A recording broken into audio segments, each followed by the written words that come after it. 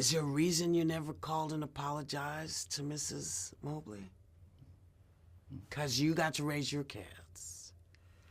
What do you think she must have gone through not having her son to raise? I watched this movie last night, so it's very fresh in my mind. Right. Powerful doesn't even describe it, so emotional. And I'm ashamed to say, I didn't even know about this story. It's okay that you didn't know. I'm sure a lot of people, particularly in Britain, the same as me, they don't know about this story. So what do we see in the movie?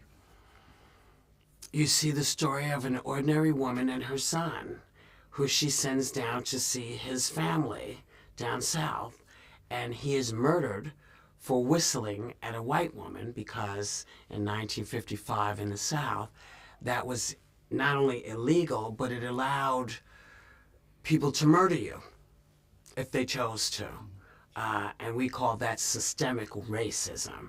And the reason why it's important for you to see it, and all the people who are listening in the sound of my voice, is because if you remove race from that word racism, it's all the isms.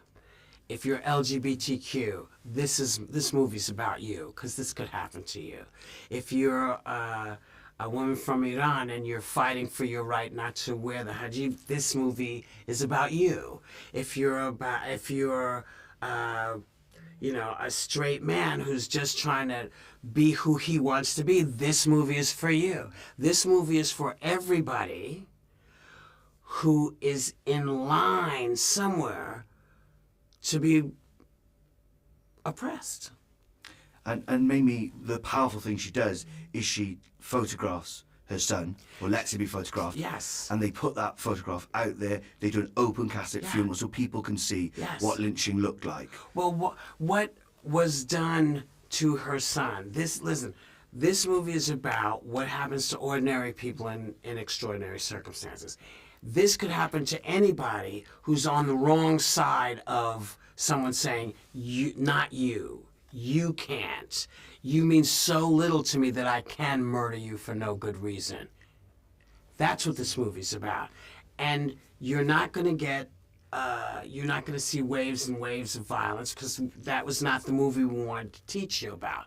We wanted to teach you what one ordinary woman decided to do when she saw what was done to her child, and how she really was the catalyst for the beginning of the civil rights movement, because she allowed her son to be shown. Because as she says in the movie, I saw things happening in the South that had nothing to do with me. Well, that's how we all are. That's happening over there. It has nothing to do with me. But it does. It all touches us all. And do you remember seeing that photograph of Emmett Till when you were younger? I was born in 1955, so I didn't see it until the 60s. My brother, however, had that whole discussion and was aware of it, because it was on a little tiny magazine, black magazine called Jet. How did it make you feel? I didn't know what it was when I saw it. I had to ask my mother, "What is this?" And she said, "This is a little boy. His name is Emmett Till, and this is what they did to him because he whistled at a white woman." And there's still some warmth in this movie. There's lots of lovely moments between Jaylin and Danielle, but also your character, Alma. How did you get the role? They made me take it. They said, "You're taking this part." Alma's a great part because it's fast enough that I could get it done and move on. Alma's the grandmother, and she says to Mamie, "Let him go see his cousins," like any grandmother would say. He's growing up. Let him go and see you. Stop hovering. Like my nan would. Yeah. And because nowhere in her wildest dreams would she ever have expected that this would be the outcome of what they did to her grandson. So it's a movie about family. It's a movie about normalcy and what happens when you're thrust into a position that is so overwhelming that you almost can't go on, and then you realize the only way I can go on is if people see what I see. So this is what she does, and she really is the catalyst, as I said, for the movement. But she also went on to teach and do all kinds of other things. She was an extraordinary woman. And the man who's kept the story in front of us is one of our executive producers. And he wanted to get this done because he was a friend of Mamie. And he really wanted to get it out before she passed away, and he wasn't able to. But this movie is a labor of love to the world.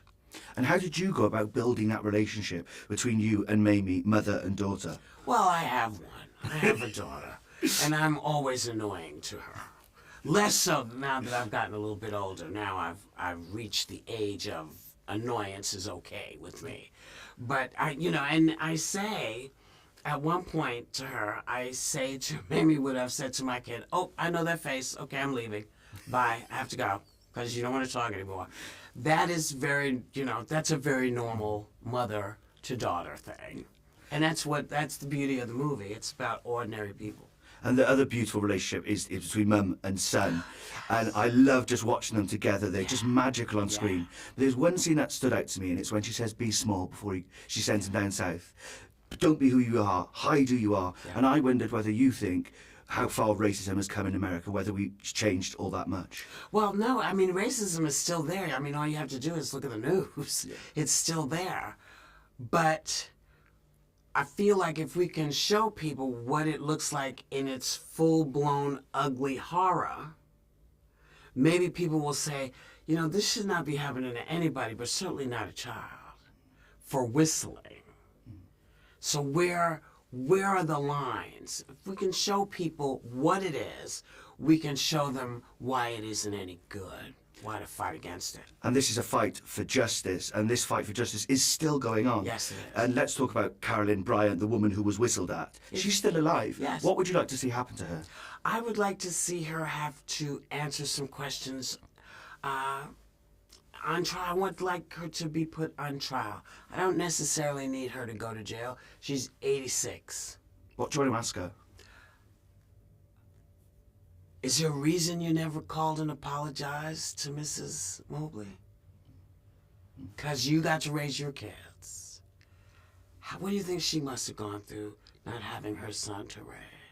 That's what I'd like to ask her. And I'd really want to say, so where are you now? What do you see why what you did was so wrong? And maybe she'll say, yes, I wish I had called her. That's what my hope is.